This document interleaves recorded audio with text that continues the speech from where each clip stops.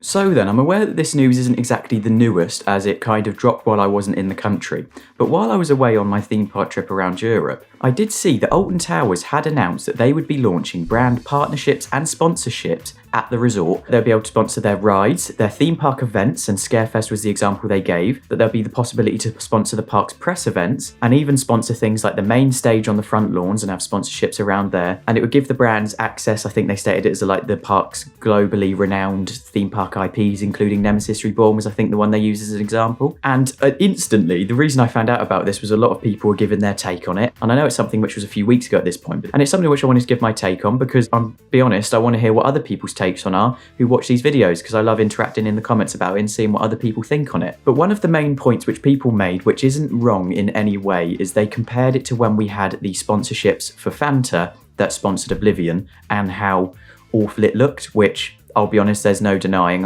it looked terrible, and it kind of really did ruin X Sector with the Fanta sponsorship. It didn't look good in any way, shape or form. But some people have been saying how the sponsorships are great, and some people have been comparing it to the Fanta sponsorship for Oblivion and saying how terrible it'll be, and a few in the middle ground. And to be brutally honest, my take on this is we've got a lot that we want the park to invest in and a lot that they are investing in. We had Nemesis Reborn open for this season. We've got Project Ocean opening in Forbidden Valley for this season by the looks of it, with construction well underway. We've had major investments for Scarefest, more than we've seen in many years at the event. We've got so much happening at the park for bits of improvement in between, with stuff like infrastructure, signage, pathing, bins, benches, all sorts being added, even EV chargers to the car parks.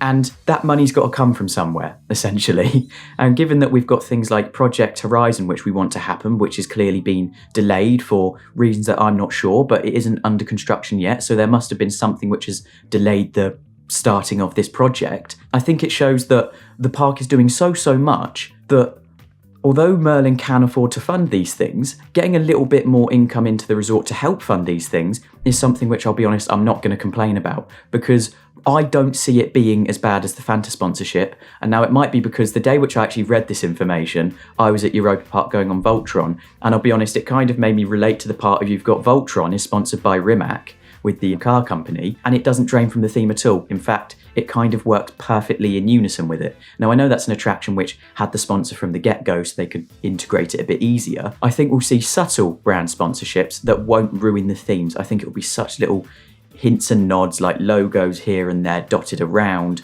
and especially for like attraction adverts. But I don't think it's necessarily going to be a bad thing. And although in the long run, I agree, a sponsorship sometimes can remove from it, if this means that the extra funding that a brand will give, because people sponsoring things can bring in a lot of money for a park. But if you think, we see it all the time with people needing to use sponsors, if you think football clubs really do get a decent chunk of their income from sponsors, you've got sponsors on shirts and moving billboards, it helps with that little bit. I think this might be the same thing for Alton Towers sort of state of view and how they're looking at it. I'm not saying they're similar because I know they're completely different ballparks of scenarios. If the brand endorsements and sponsorships means they get that little bit more income, which means they can use it for these improvements they're making, I'm not going to complain at all, because with the amount we're seeing done at Alton Towers, it's a great time to really be a theme park fan, especially around Alton Towers now. And if these sponsorships and endorsements mean that these investments can keep happening and we can see the resort progress at the rate it is, I can't wait to see what the park looks like in 10 years' time, really. So I'd love to know what you think. Are you for them? Are you against them? What's your take on it? There's a high chance that what I've said will not resonate with people. It often does.